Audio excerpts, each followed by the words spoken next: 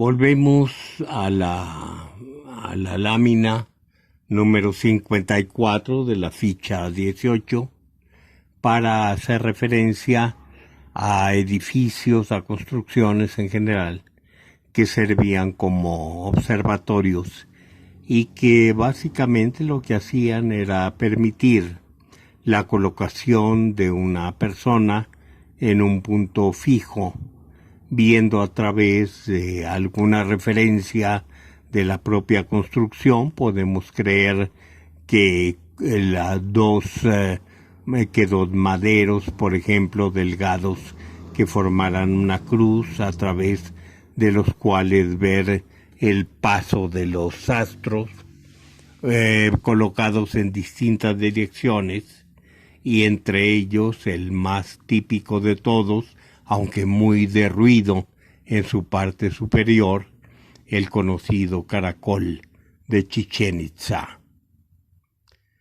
Tenemos otros que son tiros, en el caso particular, Xochicalco, una cámara construida con un tiro, y en este tiro calculado que en determinadas fechas del año el haz de luz proveniente del sol llegará a determinada hora a la cámara de observación, directamente iluminando todo. Siguiente lámina. Podemos ver que hay muchas referencias a lo que parecen ser marcadores astronómicos que están hechos en piedra, o sea, están tallados en la piedra, y que con sus dos ejes, sus círculos compuestos por puntos, los investigadores han tratado de vincularlos como marcadores astronómicos en muy distintas partes de Mesoamérica. En la siguiente lámina, simplemente una investigación hecha en el Nevado de Toluca, donde aparece una estela, y la estela nos muestra un cuerpo que irradia luz y que está portado por un animal, aparentemente un felino.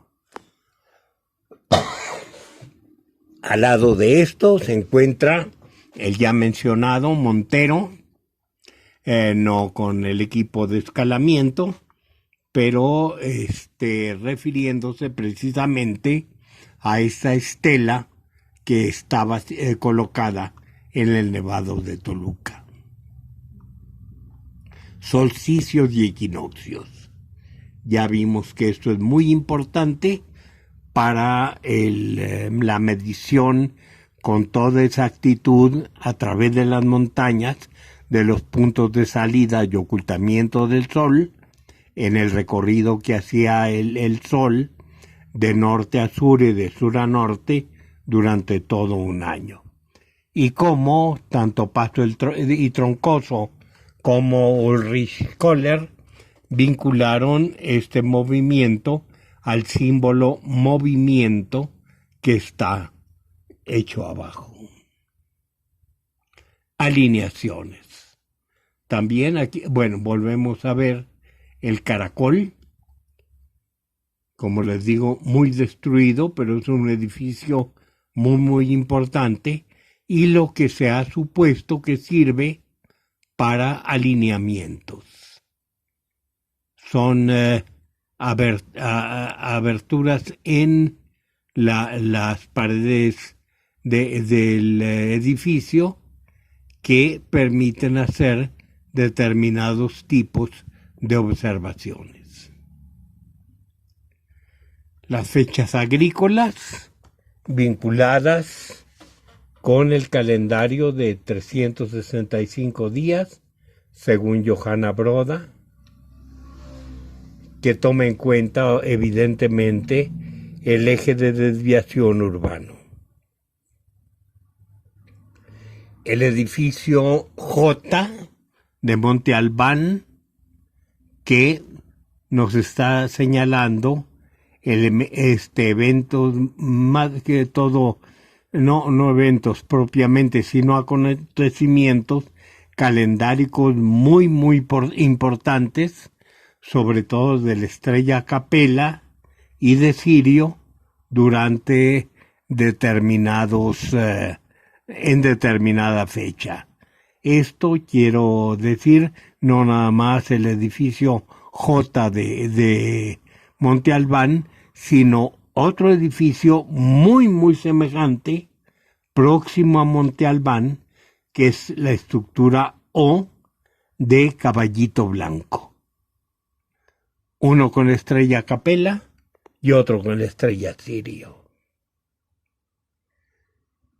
Aquí se han buscado posiciones importantes para determinar equinoccios, por ejemplo, en el Templo Mayor de Tenochtitlan.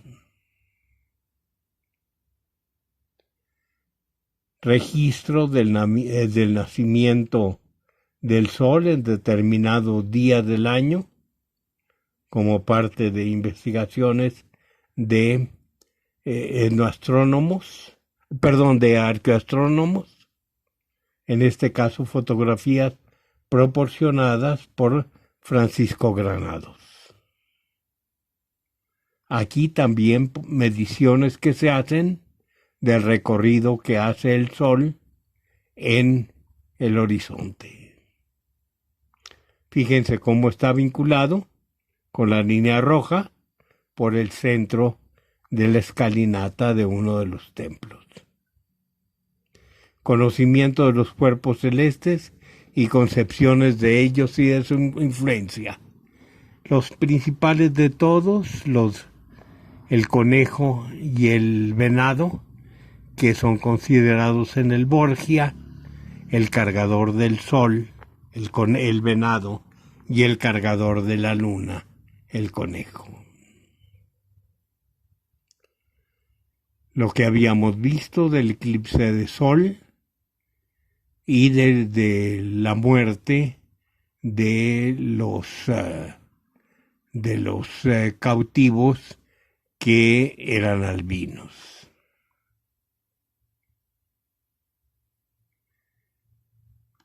El famoso mito del conejo de la luna, que explica por qué son así las manchas del satélite. Esto no es simplemente del centro de México en el posclásico y en la vida colonial, sino que es bastante más antiguo, cuando menos del clásico maya. Aunque no conozcamos los mitos, sí conocemos la idea de que la sombra del conejo es lo que está manchando la luna y de que hay vínculos muy fuertes en la mitología con este hecho. Otro de los casos en que aparece precisamente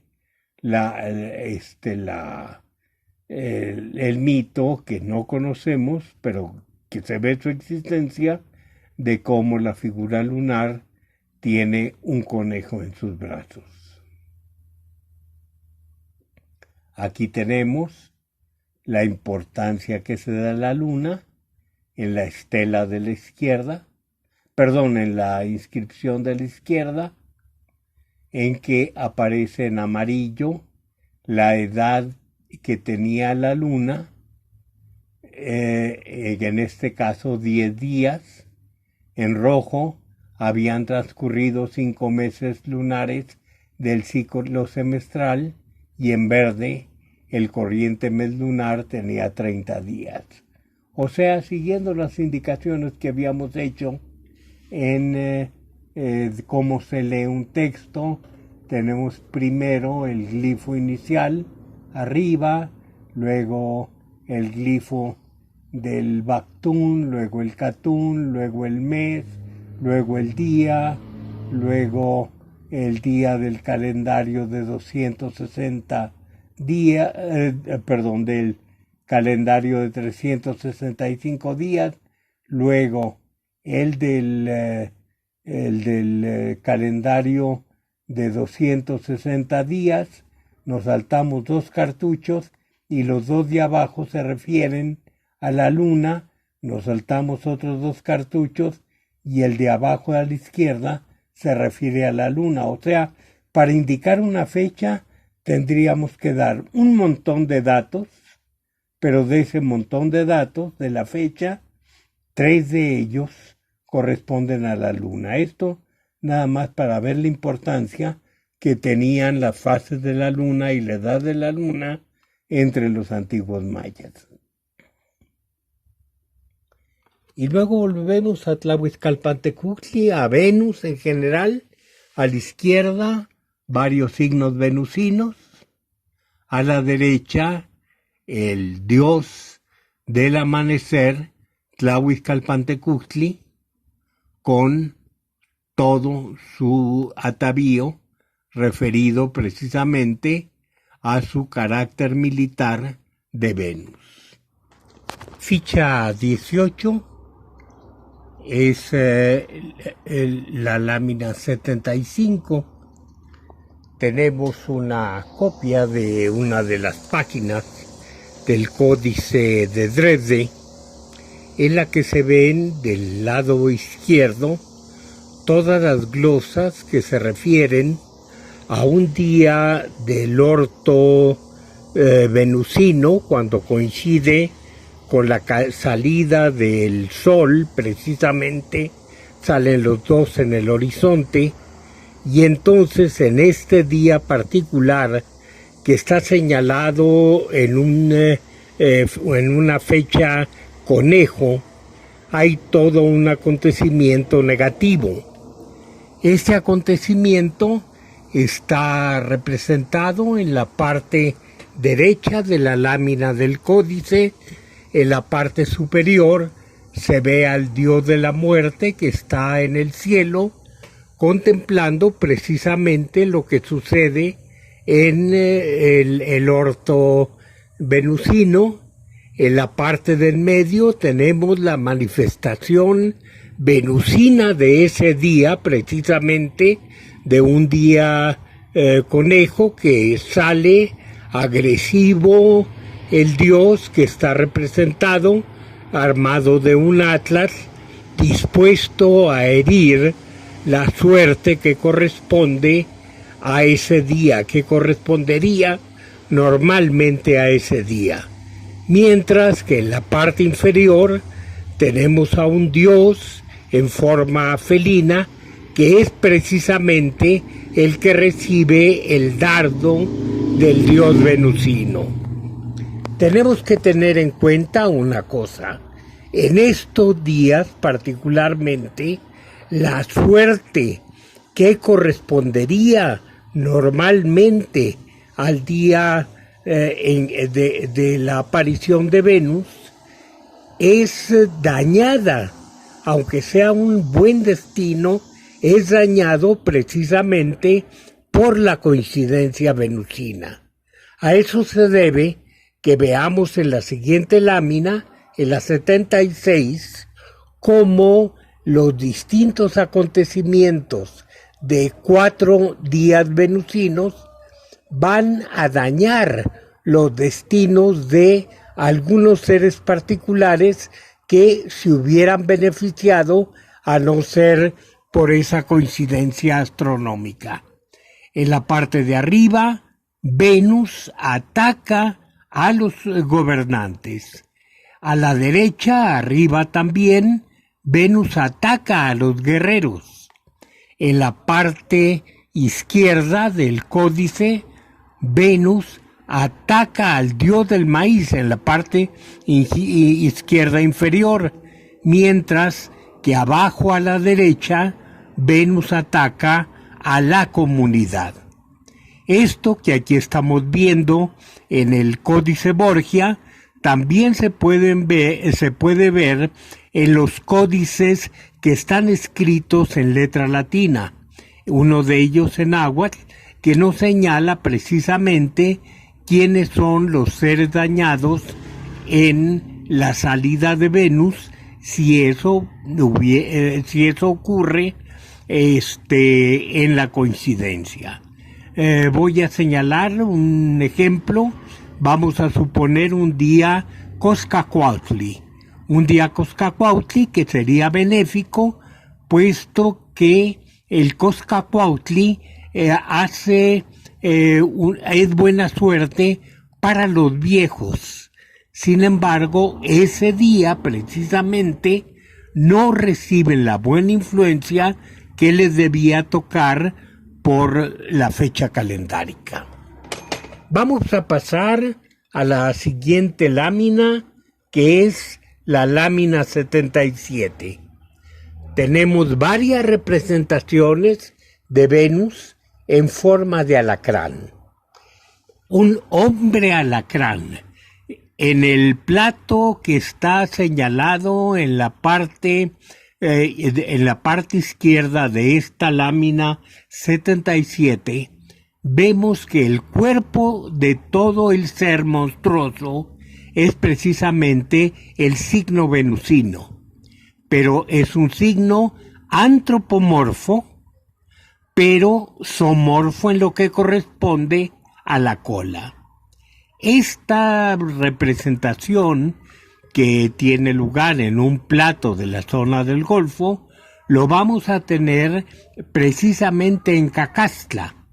En Cacastla tenemos dos imágenes que corresponden a Venus. Deberían ser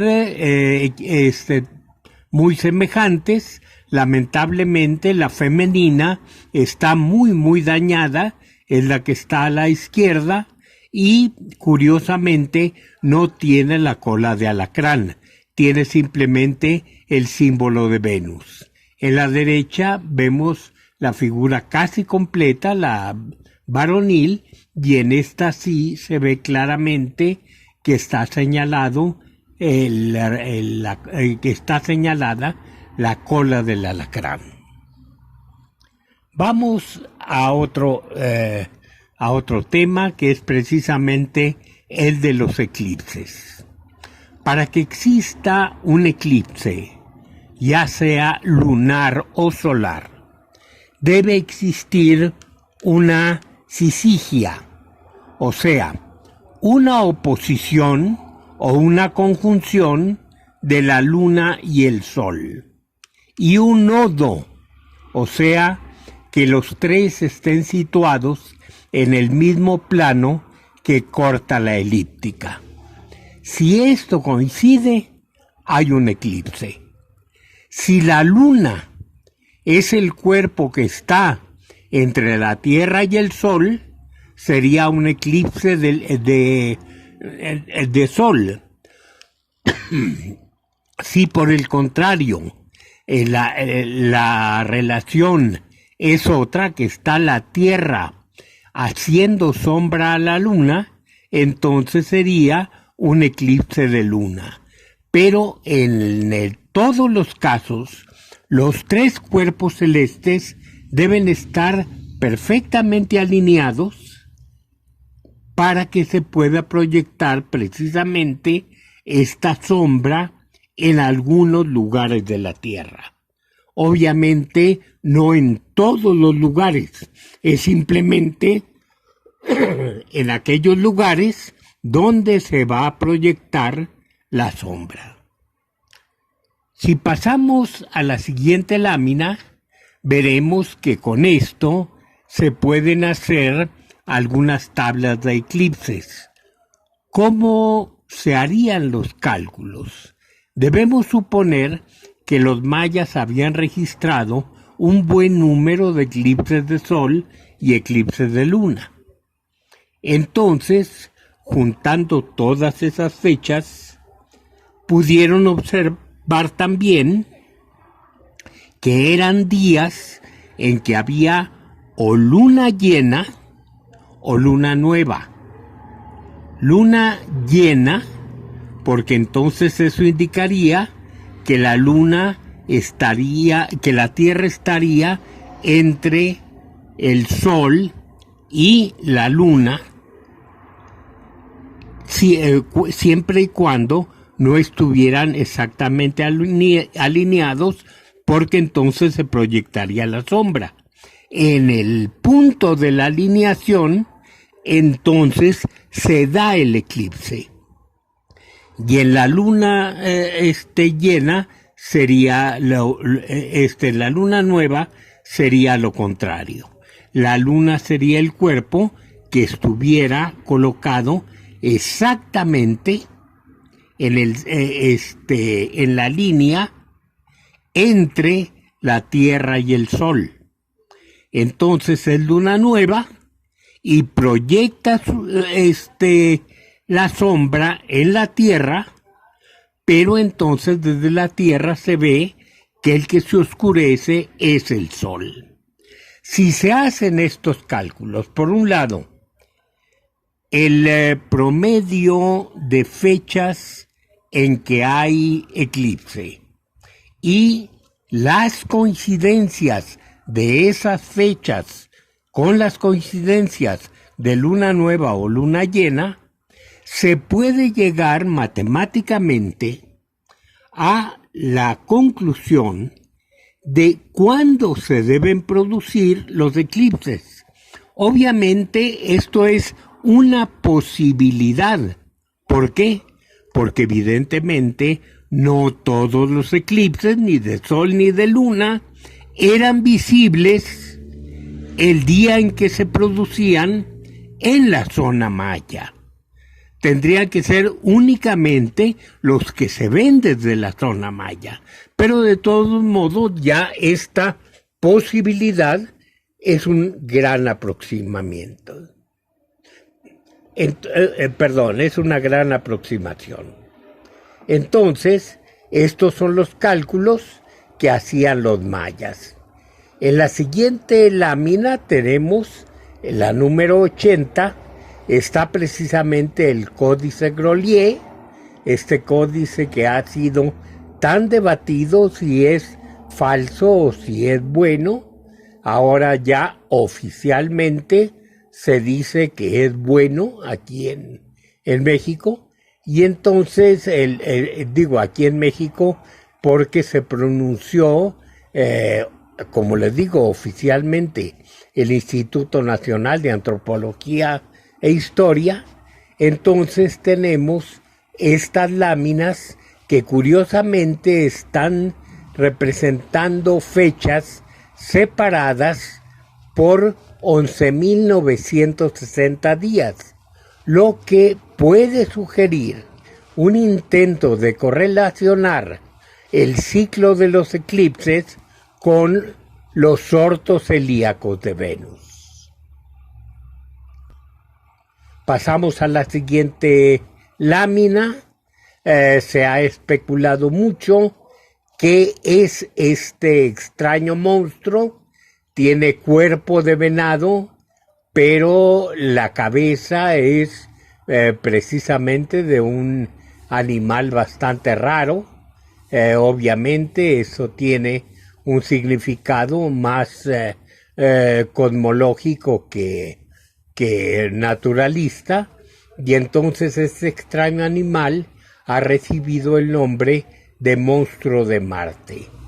Aparece tanto en cuentas relativas a él como en representaciones en que se desprende de determinadas láminas del cielo en el Códice de Dresde.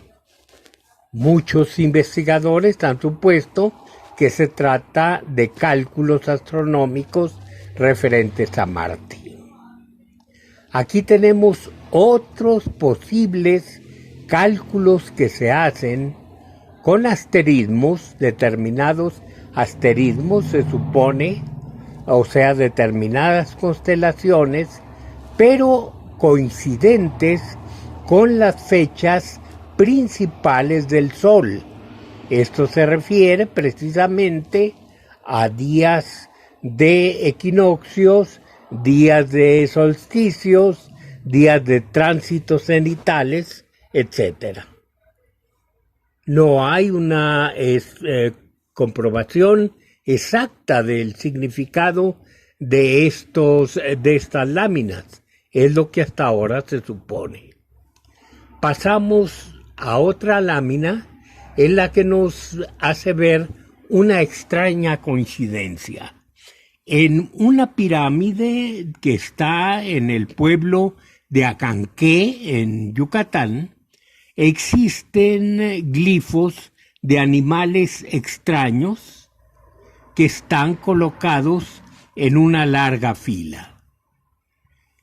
Esto parece coincidir en algunos casos, con algunos signos, con láminas del Códice de París. Se ha equiparado esto, sin que hasta la fecha se pueda comprobar, con signos zodiacales, o sea, constelaciones del camino del sol en el cielo. Y estos son dos de los autores que hacen precisamente esta correlación. Por una parte, Linda Chili y por otra, David Kelly. Tenemos en la siguiente lámina algo de lo que ya habíamos hablado: representación de determinados eventos celestes en el cielo. Y luego tendríamos, por último, esta lámina en la que Sagún nos dice cuáles son las consecuencias del cometa. Lo relacionan con guerra, con hambre, con tragedias en la familia real y la inflamación del planeta, o sea, del cometa, o sea, las llamas que supuestamente caen a la Tierra de la cola del cometa. Esto se supone que va a herir a los seres de abajo y los va a enfermar. Hasta aquí llegamos al final, a la lámina 86 de la ficha 18.